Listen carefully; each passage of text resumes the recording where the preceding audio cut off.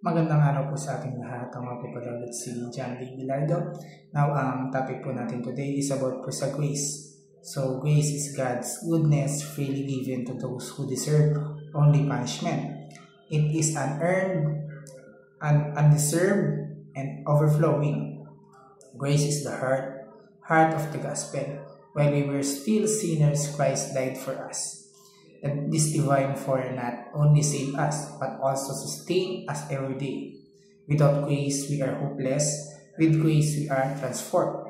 Now, sabi po rito sa Ephesians chapter 2, verse 8 and 9, yung talatang pag-aaralan po natin, sabi po rito, for it is by grace you have been saved through faith, and this is not from yourself. It is the gift of God, not by works, so that no one can boast. Sa Tagalog po, basahin po natin, sabi po rito, sapagkat sa biyaya kayo naligtas sa pamamagitan ng pananampalataya, at ito ay hindi sa pamamagitan ng inyong sarili. Ito ay kaloob ng Diyos, hindi sa pamamagitan ng mga gawa, upang ang sino man ay huwag magmalaki. Now, ito po yung first teaching natin. Sabi po rito, salvation is by works if we can perfectly obey. Kung wala tayong kasalanan, kung hindi tayo susuway sa Diyos ng buong buhay natin, kahit konting kasalanan wala tayong nagawa. Kasi kung wala tayong nagawang kasalanan, hindi natin kailangan ng kapatawaran at kasalanan, at hindi kailangan ng Panginoong Jesucristo mamatay doon sa krus ng Kalbaryo. So tayo ay ligtas kung wala tayong kasalanan. So salvation is by works theoretically kung hindi tayo nagkasala. Pero sinasabi po ng Biblia sa Romans chapter 3 verse 23, for all have sinned and fall short of the glory of God.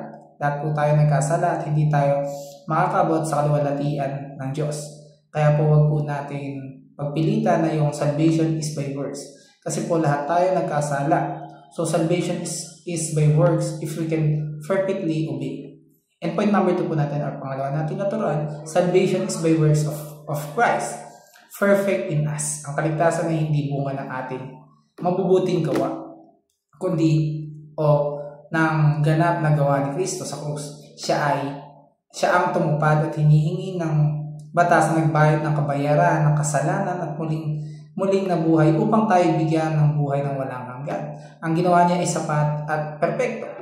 Isang regalo o gift, hindi kayang bayaran, kundi tanggapin sa pananampalataya. Ngunit ang gawa ni Kristo ay hindi lamang panlabas na katuwiran. Ito ay isang kapangyarihan na gumagawa sa loob natin. So, salvation is by works of Christ, perfect in us. And point number 3 po natin, ang huli natin katuruan, sabi po rito, salvation is by God's grace and not by human works.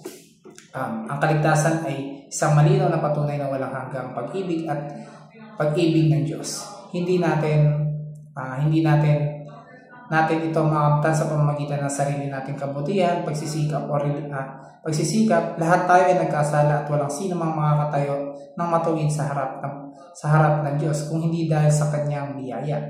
Ang biyaya ng Diyos ay walang bayad, ngunit hindi ito mura bagay. Ibinigay niya ang kanyang bugtong na anak na si Jesucristo upang mamatay para sa ating mga kasalanan. Sa pamamagitan lamang ng pananampalataya sa kanya, tayo ay nalinis, pinatatawad at tinatanggap bilang kanyang mga anak. So salvation is by grace, God's grace, and not by human works. Nawang dito na lamang po at maraming salamat po.